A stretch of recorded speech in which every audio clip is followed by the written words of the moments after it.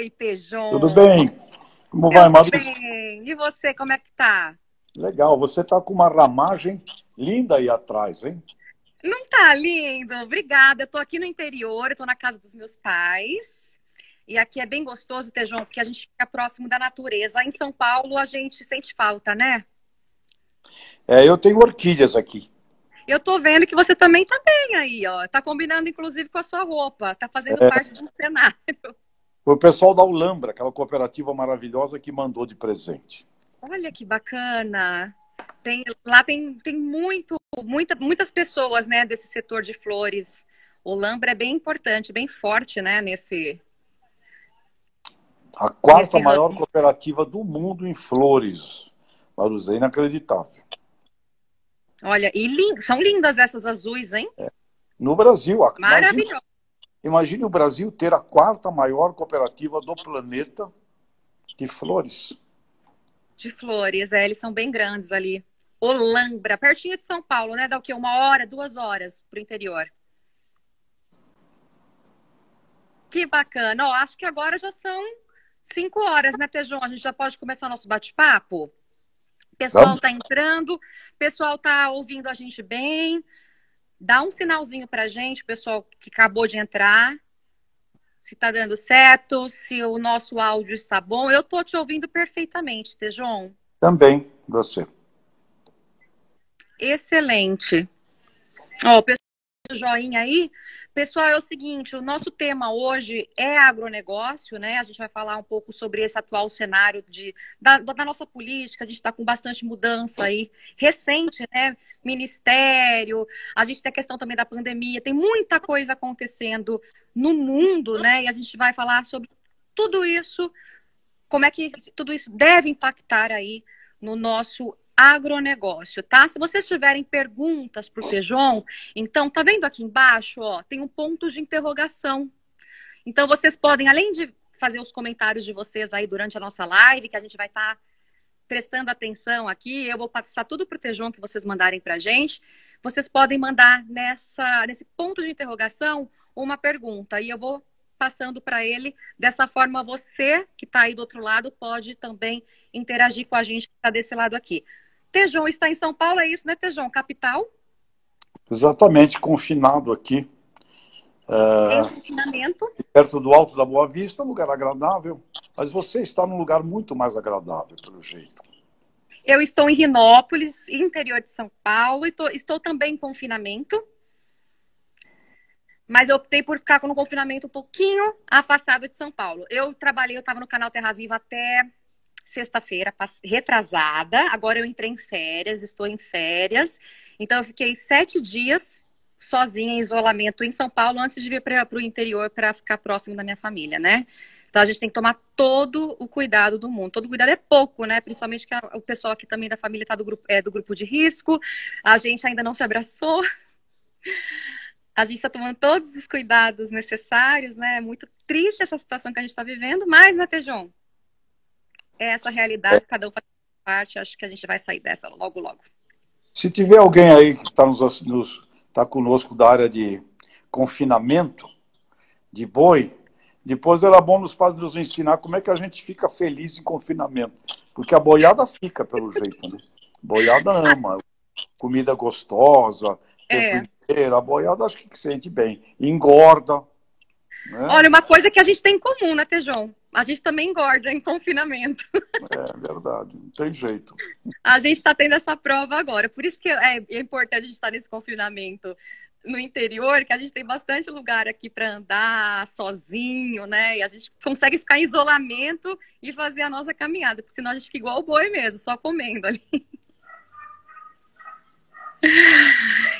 Vamos começar então com o nosso bate-papo. Gente, Jeremias, obrigada. Tony, obrigada. Sejam bem-vindos todos. Acho que o pessoal já está entrando, a gente já está com bastante gente aqui acompanhando a gente. Vamos dar um play aí, né, Tejon? O nosso, na verdade, a gente começa então primeiro agradecendo, né, a Actuale Gestão e Negócios pelo convite. Muito obrigada. Agradecer você também, Tejon, por ter uns minutinhos para falar com a gente. É uma honra sempre ouvi-lo, sempre é um grande aprendizado para todos nós. Obrigado. Prazer é meu, viu, Maria? Estar com você, uma estrela do nosso mundo televisivo. Que honra também. A honra é toda minha, viu? Obrigada, César, obrigada, Aline, pelo convite. Muito gostoso mesmo. O nosso foco aqui hoje, então, é falar de agronegócios, né? Que, na verdade, é um setor tão importante aí, esse setor de agro que vem trazendo muita credibilidade, principalmente nesse momento de pandemia, né? Que tem feito seu papel muito bem, executado seu papel muito bem, tem abastecido, tem conseguido abastecer todo mundo, né? Deixar todo mundo muito alimentado nessa época de isolamento, enfim. Só que não tem como a gente falar de agronegócio ou falar de qualquer setor se a gente, sem citar, né? Não dá para ignorar, né, Tejão, esse atual cenário da nossa política, porque a gente está vivendo realmente uma crise. Não tem como a gente falar que não, a gente passar por cima. A gente teve recentemente 2 mudanças, né? Isso estou falando de recentemente no Ministério. Em menos de uma semana foi uma mudança no Ministério da Saúde, agora recentemente, na última sexta-feira, no Ministério da Justiça, né? Então, hoje parece que teve uma nomeação, né? O André Mendonça agora como novo ministro da Justiça. Eu queria, então, começar o nosso bate-papo, Tejon, justamente falando sobre isso, sobre a crise política que nós estamos vivendo. Como é que você vê este atual cenário? Bom, o agronegócio é um setor muito dependente de planejamento. É um setor que vive com muitos fatores incontroláveis. Doenças, pragas, clima, mercados internacionais. Veja o que aconteceu agora. O preço do barril do petróleo foi a um preço que era lá no passado, que eu me lembro quando era jovem. $12 o barril, quer dizer, imagina todo o pessoal do etanol, das usinas. Então, o agronegócio tem uma grande dependência de planejamento, né? Então, tudo que pode ser incerteza, agravado, além do aspecto da enfermidade, coronavírus, além do inexorável e inevitável recessão e uma reinicialização do planeta, nós temos uma grave crise de lideranças, de incertezas. Crise de lideranças internacionais, né? Não é só aqui no Brasil, muita discussão, muito atrito, muito conflito. Então, o agronegócio, que é um segmento que depende muito de quanto melhor o planejamento, maior é a segurança com a qual os produtores podem atuar, não só os produtores, mas a agroindústria pode formular também melhor o seu planejamento de supply chain, a sua perspectiva de demanda, enfim, é um setor muito dependente de planificação. Então, crises com relação a mandos e desmandos na alta liderança do país fazem muito mal. E tem um outro aspecto também que me preocupa. O Brasil, o agronegócio brasileiro, se fosse 40 anos atrás, nós estaríamos perdidos aqui.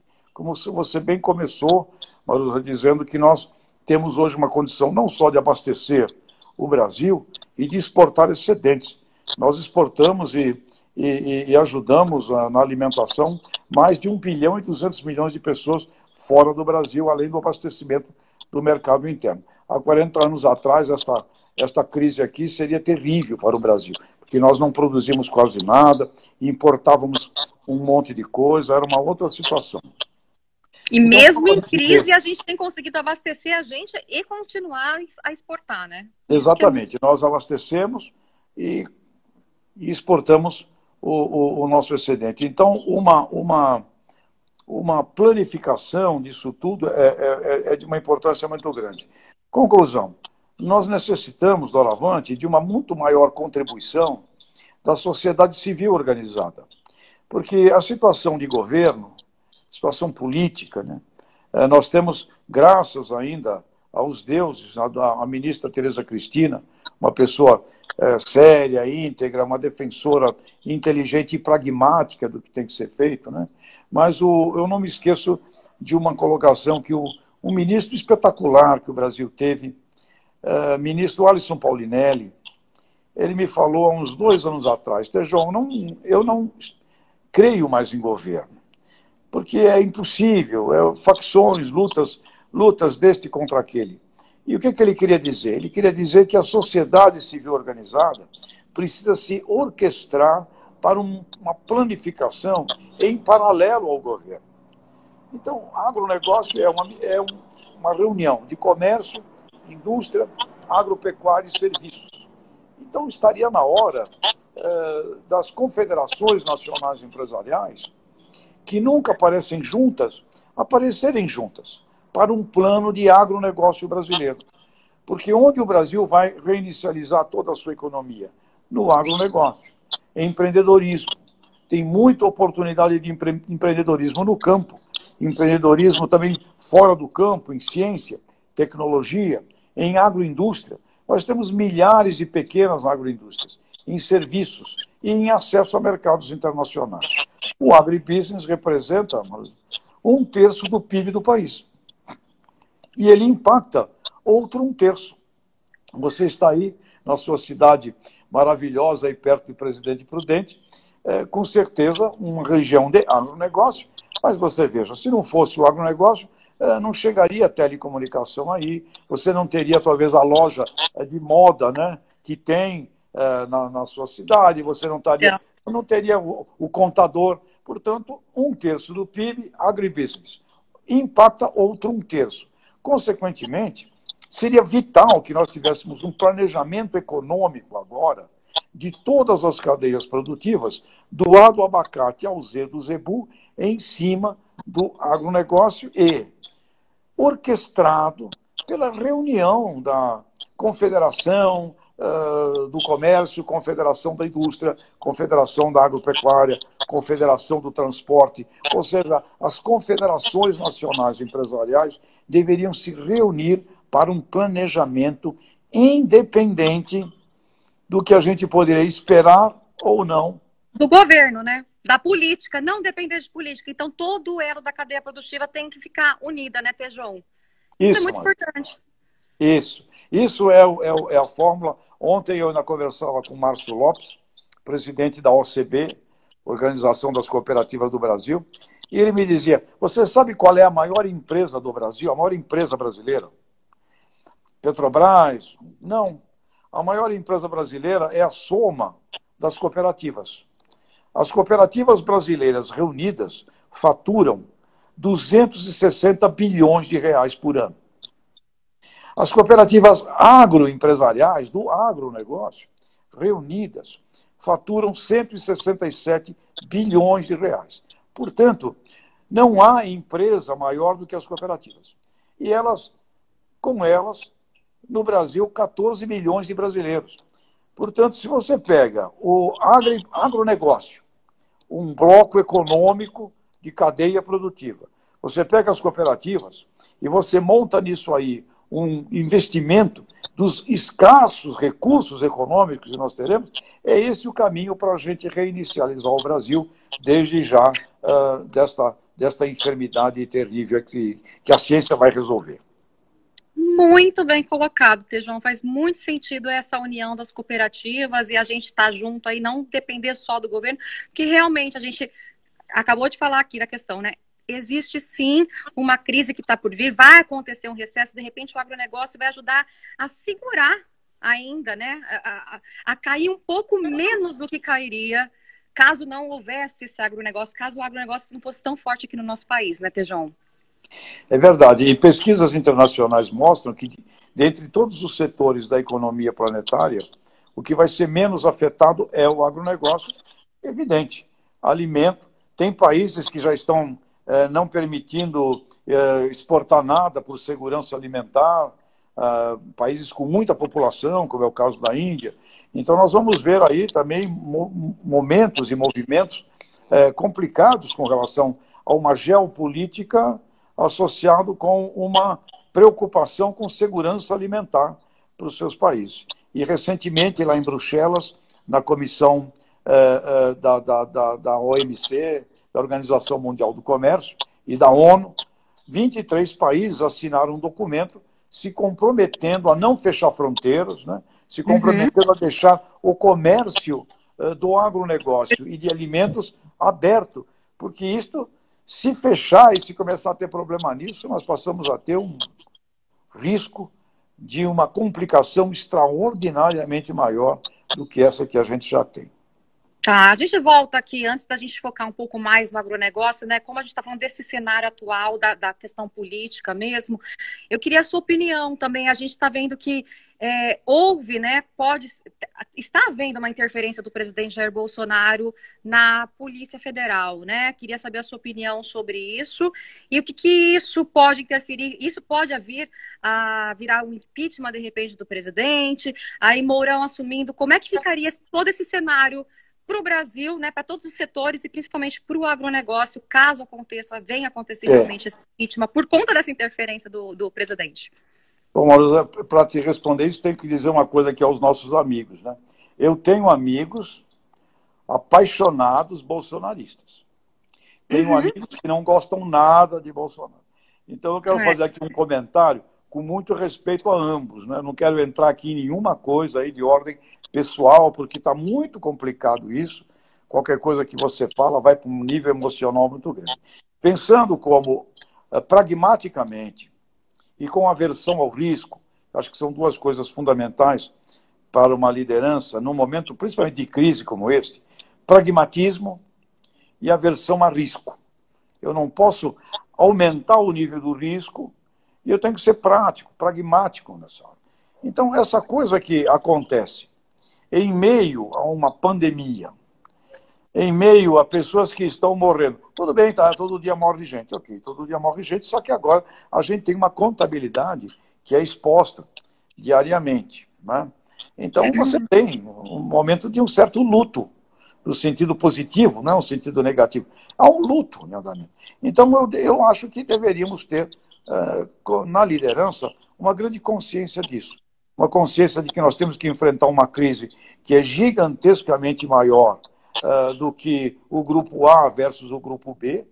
Uma crise onde eu tenho que conquistar alianças ao máximo, porque eu preciso enfrentar este problema pedindo para as pessoas se sacrificarem. Então, quando eu preciso pedir para as pessoas se sacrificarem, eu tenho que estabelecer ali um clima de confiança. Olha, é como Churchill, né? Sangue, suor e lágrimas. Nós vamos passar por momentos difíceis do enfrentamento da doença.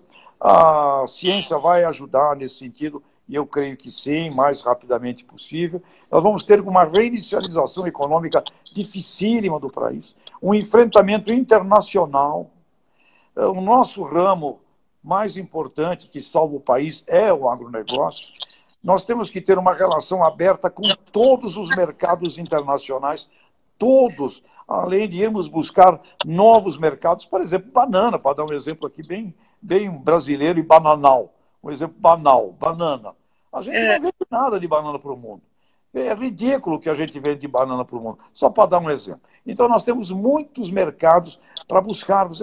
Então, nesse momento, eu não acho legal você estar, neste instante, brigando, entrando em discussões que fogem, nos tiram o foco do que é mais importante. Então, com todo respeito aos amigos bolsonaristas, aos que não gostam de Bolsonaro, essa questão para o Brasil hoje teria que ser enfrentada com uma capacidade de conciliatória, com uma capacidade fraternal e com uma estratégia bem montada, principalmente no foco econômico. E eu não estou vendo essa estratégia bem montada no foco econômico, porque não vejo possibilidade nenhuma de reinicialização brasileira para valer se você não considerar um estudo profundo de todas as cadeias produtivas do agro brasileiro, do A do abacate ao Z do zebu, da ciência, da tecnologia, da produção agropecuária,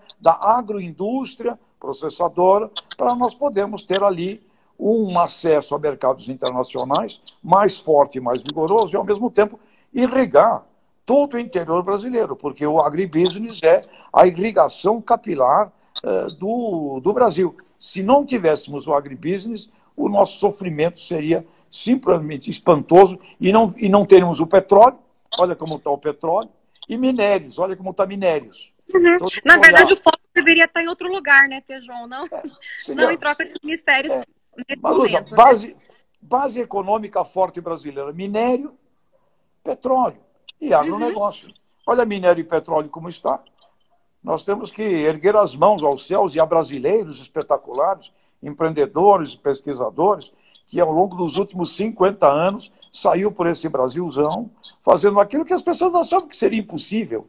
Ninguém achava que a gente poderia transformar o Brasil, um país tropical, num celeiro de alimento, de agroenergia para o planeta Terra. Então, temos o agronegócio e, sinto, ele não está sendo olhado com o dever e o foco estratégico que ele deveria ser olhado, e ainda sem computar nisso, Maruza, a bioeconomia, que é todo esse mundo do invisível, da sustentabilidade, do oxigênio.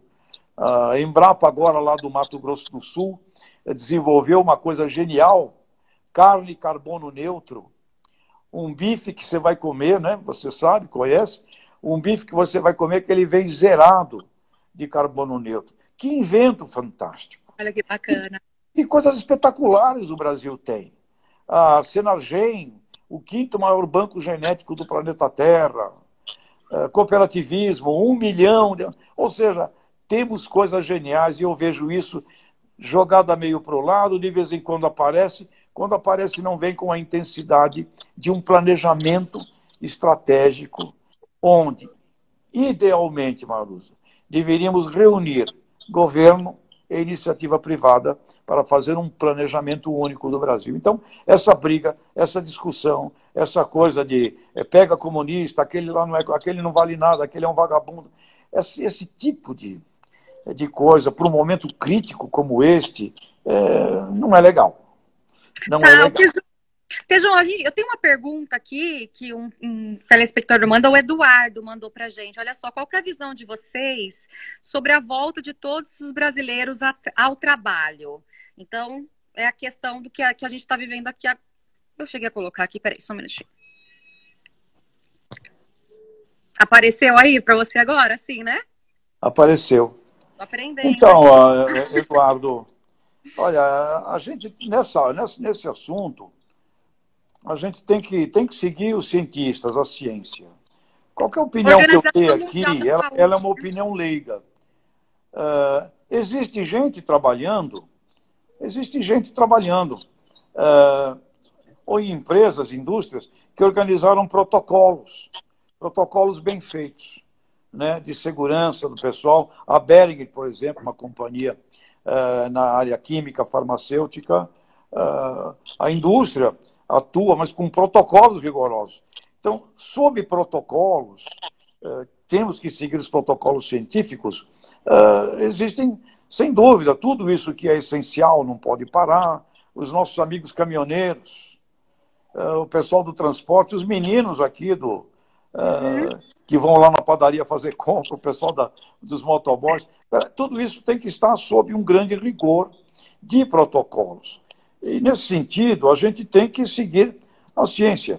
Agora, são experimentos onde eu não usaria mais a palavra ou isso ou aquilo. Eu acho que nós temos a saúde e a economia. Porém, temos que obedecer, neste momento, à inteligência científica, porque o campo do coronavírus é um campo da ciência. Portanto, cientistas. Agora, o que eu sinto falta é de uma liderança que deixe tudo isso muito mais claro, porque senão gera uma grande angústia nas pessoas. Se um líder fala uma coisa, outro líder fala outra, outro líder fala aquela outra, isso é a pior coisa que tem, porque enlouquece a pessoa. Então não vai morrer de coronavírus, mas vai morrer louco, vai ter um outro tipo de problema. Então a liderança orquestrada, e principalmente, eu acho que o que nos daria a maior alegria, a maior tranquilidade, era um plano como esse que eu estou falando, do ponto de vista de negócios econômico, que dissesse, assim que nós formos nos liberando cientificamente do problema da doença, da enfermidade, o plano brasileiro é fazer isto. E onde nós já podemos fazer isto, nós já vamos fazendo isso. Ou seja, uma esperança. Porque o que leva o ser humano à frente é a utopia, o sonho, a esperança. Vai acabar o problema. Como tudo ao longo da história da humanidade, termina o problema. Então, esperança significa uma esperança realista. Agora, para você ter o sonho e você ter a esperança, você tem que ter liderança. Então, minha maior preocupação, Marusa, é com uma liderança esfacelada, esfacetada. Essa liderança esfacelada, ela diminui a esperança e ela pode transformar sonho em pesadelo.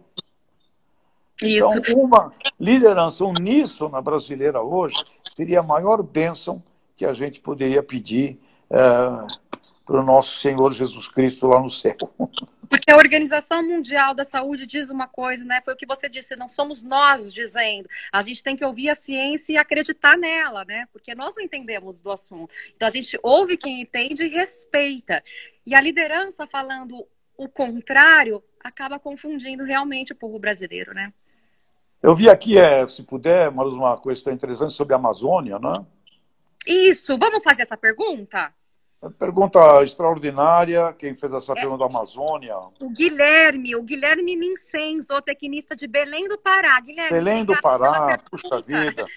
Ó, ele eu estive aí e acompanhei um trabalho fantástico na área de palma, da Agropalma, um trabalho que é apoiado por todas as ONGs. Palma é talvez de todos os produtos do agro, o mais atacado é a palma, palm oil.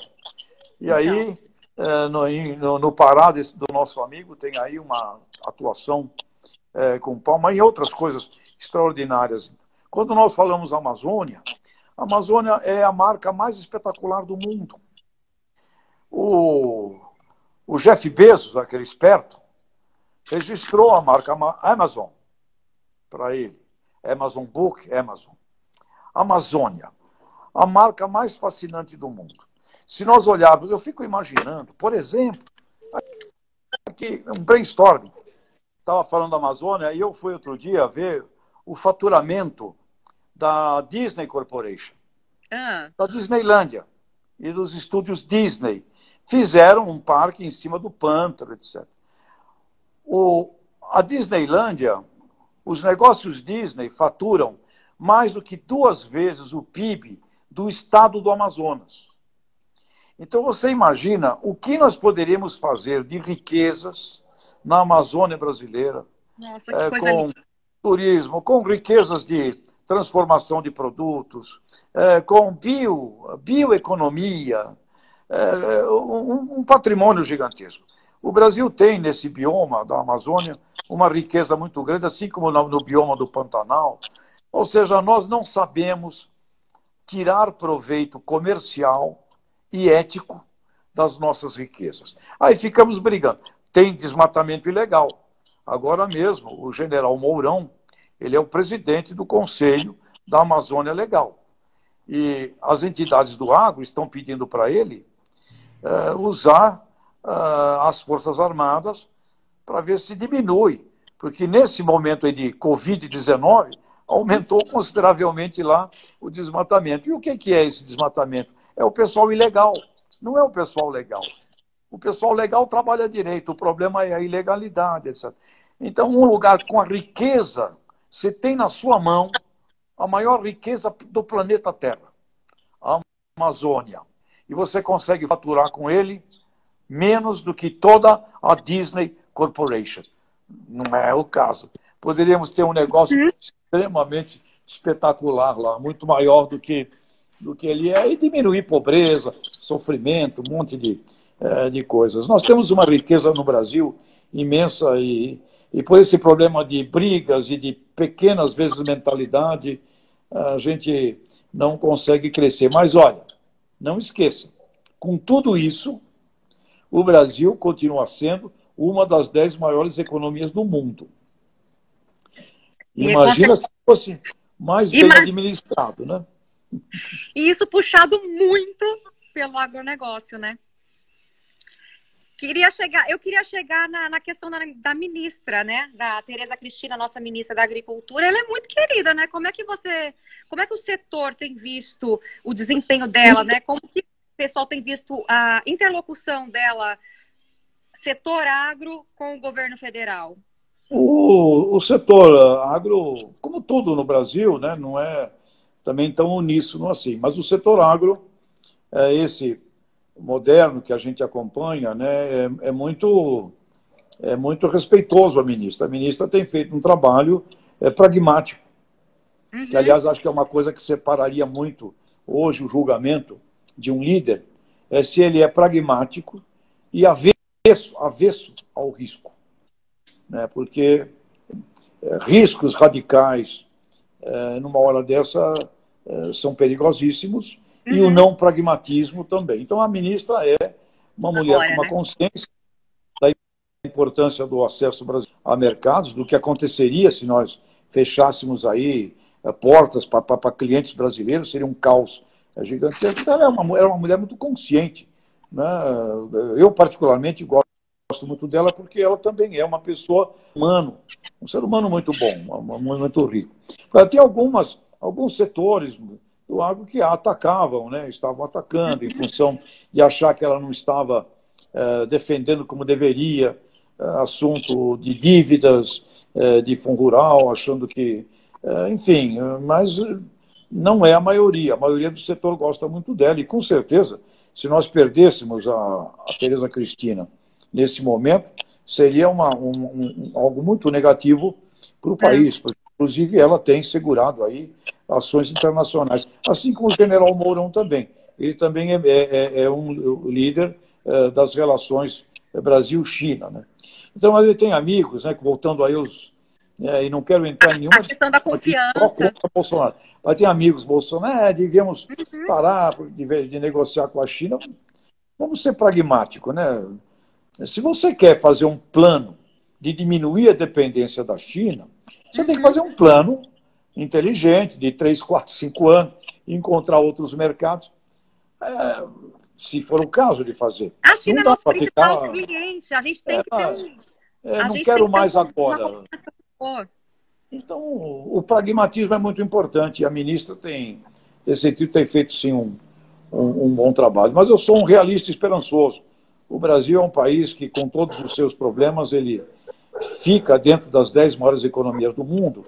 E nós conseguimos ter, nos últimos 40 anos, uma atividade de agronegócio fantástica. E quando você olha o que tem para fazer, Maruza, é imenso. É imenso o que tem para fazer. O que tem para fazer é muito mais do que fizemos. Então, é bom para o empreendedorismo, é oportunidade para tudo que vem aí depois de Covid-19. Nós somos uma atração natural planetária. Outra coisa, um povo muito legal brasileiro, mistura de raça. Se eu perguntar para você quem é seu avô, seu bisavô, de onde veio, né? Provavelmente você vai me dizer, veio de Europa, veio não sei de onde, se encontraram aqui, se casaram. O Brasil é uma mistura de raças. É a maior mistura de raças do planeta Terra. Isso é fascinante. E aqui se casam. Não forma gueto. Se casam. Se casam. Então, é um mix de raças fascinante. Eu sou apaixonado pelo Brasil. O Brasil é o melhor país do mundo.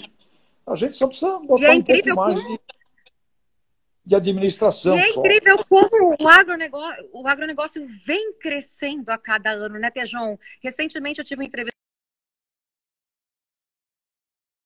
na área brasileira, por exemplo. E é uma coisa que há 100 anos a gente não tinha uma quantidade absurda de Nelore, né, que hoje tem o maior criatório, né, do país. Antigamente a gente criava raças europeias, mais no sul do país. Hoje a gente tem criação de gado no país todo, somos os principais exportadores de carne do mundo, né, de carne bovina. Então, olha como a gente cresceu, né? Isso é tão valioso, a gente tem que aproveitar isso, né? A nossa capacidade de tudo, né? É verdade. E uma super safra agora, não é? Colhendo uma super safra. Super recorde. Também muito. Oportunidades de trigo, por exemplo, nós importamos metade do trigo que consumimos. Podemos fazer trigo aqui no Brasil, no Cerrado, e tem muita oportunidade de negócios novos em todo o setor da hortifruticultura brasileira. As frutas brasileiras, a hortifruticultura é de uma potencialidade planetária gigantesca. E muitos produtos que a gente ainda não atua. E nunca esquecendo da agroindústria.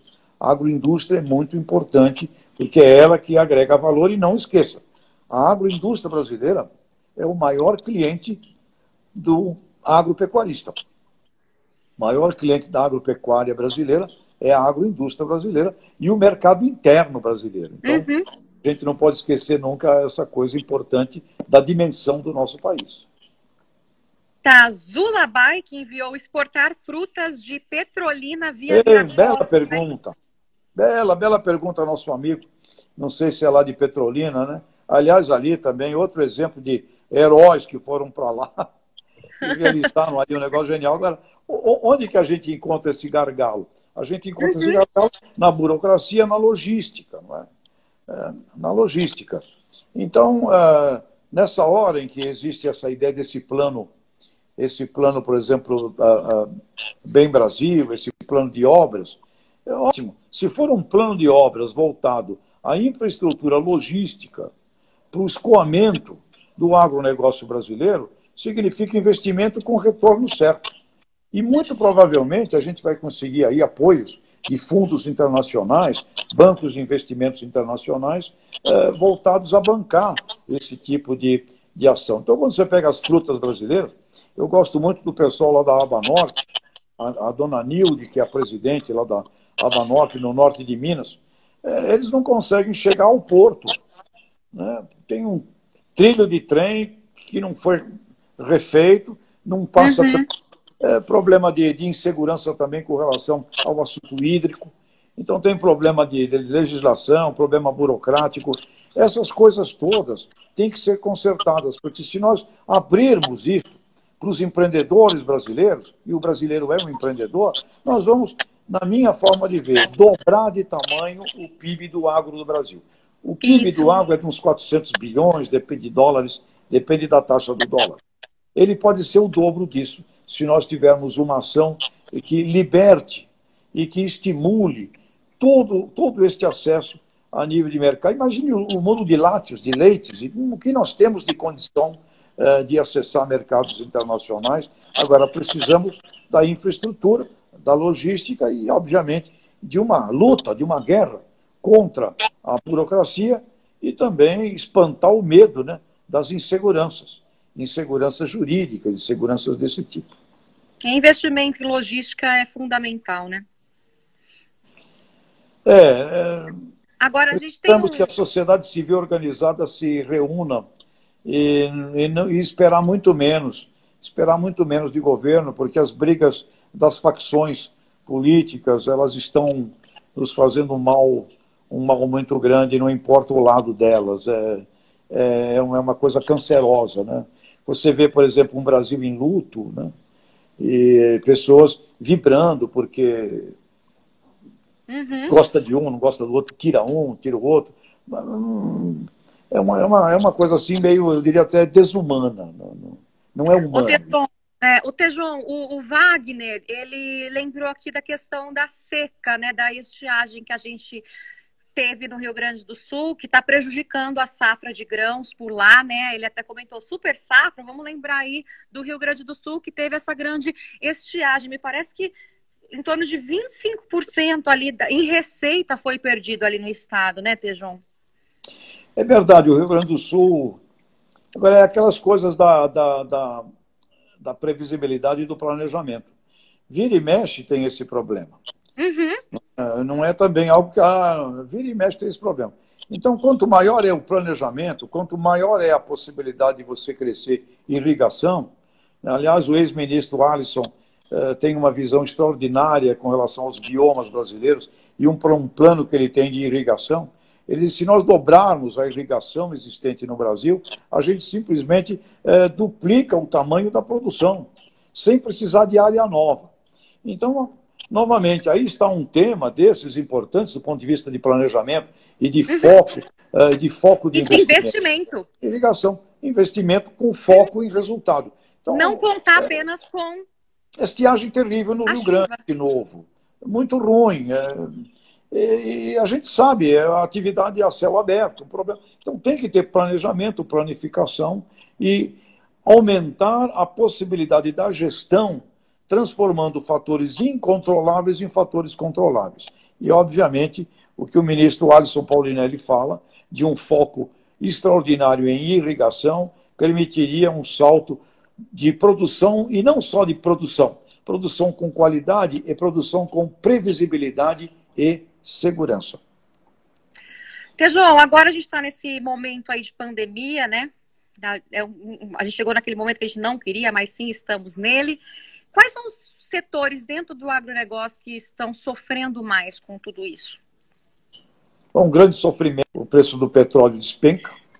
Tá o pessoal, a colheita de 600 milhões de toneladas de cana. O que eu faço com isso? Né? Então vai ter que ter recursos, e acho que terão recursos para fazer estocagem, armazenagem para fazer. Agora, também era importante, Marusa, que a gente descolasse a ideia de consumo de etanol com o preço da gasolina. Por exemplo, eu coloco etanol no meu carro, eu não pergunto quanto é o preço do etanol ou da gasolina. Eu ponho etanol, por uma questão, primeiro, de brasilidade, uma questão do nosso agronegócio e também por uma questão de saúde, porque eu sei que ao ter etanol no meu carro, eu contribuo para a minha saúde e para a saúde do paciente através dos canos de escapamento. Então, o assunto também do etanol tinha que estar descolado dessa ideia do preço da gasolina. Eu só ponho etanol quando é 70% do preço da gasolina. Então, o etanol, o algodão, conversei com o pessoal também, o algodão depende da indústria têxtil, da tecelagem, da moda, cai o consumo. Contratos estão aí. Será que os contratos serão cumpridos ou não serão cumpridos? Tem gente também que não atua ainda muito de forma organizada na área da hortifruticultura, tendo que passar grade na roça. Então, a não articulação da cadeia produtiva, ela fere muito o pequeno. E a agricultura familiar precisa estar organizada em cooperativa, porque a agricultura familiar, pequenos, desorganizados, o sofrimento é imenso, né? Eu conheço uma produtora de peixe lá do oeste do Paraná, a Nilore, uma mulher maravilhosa, uma daquelas guerreiras, batalhadoras, não tinha para quem entregar o peixe no início da pandemia, um desespero, os peixes no tanque. E aí, vocês têm uma organização? Não, não tem. Vocês têm uma... Não tem. Então, pequenos, sem cooperativa, é difícil. Né? Então, tem que ter ontem teve uma liberação, acho que de R$500 mil do Ministério da Agricultura para para agricultura familiar, né? Ontem teve uma liberação justamente para ajudar esses pequenos produtores, sim. E a questão só voltando que você comentou da sucroalcooleira, né, que vem sofrendo uma produção muito grande, um consumo menor. Então, também o pessoal que está assistindo a gente, que está acompanhando a gente, vamos colaborar, né, abastecendo nossos carros com etanol, por enquanto, ajuda bastante. Você falou também da questão do algodão, né? Outro setor que vem sofrendo também diante dessa crise. A floricultura, né? O setor de flores também vem sofrendo bastante. Aproveitar agora também, né, Tejon? Dias das Mães se aproximando, a gente ajudar também esses profissionais que perderam muito. Eu acho que foram os que mais perderam até agora, né? Com essa pandemia de coronavírus. Agora voltamos. Você estava falando de teve uma pergunta aí que eu vi passar muito interessante sobre a confusão de governos com relação ao preço de gasolina. É verdade, nós tivemos governos anteriores que destruíram o setor com maluquices, briga de um com o outro. Essa zona que é o aspecto tributário brasileiro, sem dúvida, tem muita atrapalhação, sim, a quem fez a pergunta, acho que foi Tony, se eu não me engano. É uma zona, é uma confusão desgraçada que amplifica o problema. Foi o Tony mesmo. E a gente tem uma aqui também sobre agricultores familiares. Estava procurando ele aqui, ó. Fiz uma pergunta sobre agricultura familiar. Qual seria a sua sugestão, Tejon, para esse segmento sair mais forte deste período e transformar aí em oportunidade? Sem dúvida. E esse assunto, a gente tem 5 milhões de propriedades rurais no Brasil, 4 milhões e meia é de pequenos. Depois tem mais um grupo de médios e pouquíssimos grandes. Então, a grande quantidade de produtores rurais brasileiros são micros e pequenos. Então, para isso é necessário haver um estudo de cadeia produtiva e associativismo, cooperativismo, com acesso a mercado. Criar marcas, criar identificação de região, acesso a mercados. É necessário ter uma estratégia de marketing para cada núcleo de pequenos agricultores em cada região brasileira. E, nesse sentido, como eu disse, esperar por governo é esperar por utopias que não são lideradas. Teríamos que ter uma organização da sociedade civil. Mas, olha, atenção, eu vejo também muito trabalho bem feito, com o apoio do pessoal do Senar, do Sebrae, do Sescop, né? Trabalhos interessantes que a gente também encontra quando vai pelo Brasil. Então, uma coisa também que diria a vocês todos, nós somos muito resultado de onde colocamos o nosso olhar. O Brasil tem coisas ruins, mas o Brasil tem muita coisa boa. Presta atenção em cada lugar do Brasil que a gente vai, como tem ali empreendedores crescendo, tem ali pequenos organizados, como tem também gente que cresce e progride nas mesmas circunstâncias que muita gente não vê. E é no mesmo país, sob as mesmas leis, sob as mesmas dificuldades. Então, com todas as leis complicadas, problema tributário, esse problema todo que a gente já conhece, mesmo assim, em cada cidade brasileira, tem que prestar atenção nisso. Travou. Tejon falando aí da questão da união, né? Agora acho que voltou, Tejon. Você deu uma travadinha só no final. Mas então você vê que realmente existe essa união, né? Que é o mais importante, mas tem. O pessoal se procura. Pois é, então. Tem perguntas passando aí muito interessantes. Como ficam os frigoríficos, como vai ficar o dólar. Olha, essas coisas só com uma bola aqui de cristal, para a gente ver agora. O mundo passa por essa turbulência, mas atenção, a esperança. Os preços da carne recuaram já agora. Passamos por muitas turbulências. Já passamos por muitas turbulências na história do planeta. E vamos superar essa também. Vai depender muito de como a gente organiza as forças criadoras. Forças criadoras versus forças destruidoras. Esse é um momento difícil de prever, né? A gente não sabe o cenário do dia seguinte. Esse que é o problema. A gente tem uma pergunta aqui, ó, Biel, que ele fala o seguinte, sobre tecnologia. Qual meio digital você acha o mais importante para atingirmos a nossa persona, que é o produtor rural? Qual o melhor meio para conectá-los? Como que você entende essa conectividade no campo, Tejon? Bom, eu entendo que... Obrigada pela pergunta. Meios é sempre uma coleção de meios, nunca é um meio só. Se olhar sempre a história do mundo, uma mídia, um meio, nunca matou os outros. Eles sempre fazem uma adaptação e continuam convivendo. Então, nós precisamos, com relação ao campo e a sua comunicação com a cidade, a sua comunicação com o mundo, uma inteligência na utilização de todos os meios. Agora, a nível de campo, você precisa ter a conectividade, você precisa ter sinal de satélite. Você pode ter, existem empresas que vendem sinal de satélite, se você está num lugar que não tem, porque para irmos para essa agricultura digital, e mais coisas que eu fiquei tendo acesso há pouco tempo, a possibilidade de, através de satélites, você interferir na vibração molecular de uma planta. E isso amplia a qualidade dela. Isso vem através de frequências, nanofrequências, a partir de satélites para áreas mínimas de 10 hectares. Então, quando a gente vai para uma agricultura desse tipo, com nanosensores, é necessário usar. Agora, nunca esqueço da palavra do reitor do Instituto Mauá de Tecnologia, o doutor José Carlos. Ele fala: todo mundo digital estará sempre a serviço do mundo analógico. Porque a grande questão é, entre o 0 e o 1, sempre vai existir o infinito. E o infinito é a alma humana que acessa. Portanto, você tem que ter, sim, a seu serviço tudo isso, porque você melhora muito a sua qualidade de transformar fator incontrolável em controlável, mas o seu desenvolvimento humano também precisa acompanhar essa coisa da inteligência artificial. Mas tem que ter, sim, sinal de satélite e à sua disposição esses recursos de sensores. Não há mais sentido corrigir a sua lavoura na próxima safra. A lavoura tem que ser corrigida instantaneamente naquela safra.